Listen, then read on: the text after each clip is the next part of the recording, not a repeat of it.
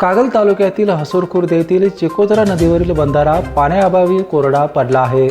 त्यामुळे जॅकवेलमध्ये पाणी येत नसल्याने गेल्या 4 दिवसांपासून हसूर खुर्द गावात पाणी टंचाईचे सावट निर्माण झाले आहे।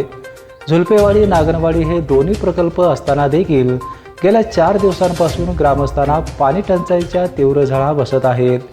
हसूर खुर्द कासारी वडगाव बंधाऱ्यापर्यंत नदीपात्र उथळ असल्याने पाणीसाठा पुरेसा होत नाही। गावात 1952 साली पिण्याच्या पाण्यासाठी विहीर बांधलेली आहे, मात्र या जुन्या विहिरीचा वापर होत नसल्याने ती दुर्लक्षित आहे। या विहिरीची दुरुस्ती झाल्यास त्यातील पाण्याचा वापर होऊ शकतो, त्यामुळे या जुन्या विहिरीची दुरुस्ती करावी अशी मागणी ग्रामस्थांकडून होत आहे। बेपनसाठी कागलहून सर्जेराव भाट।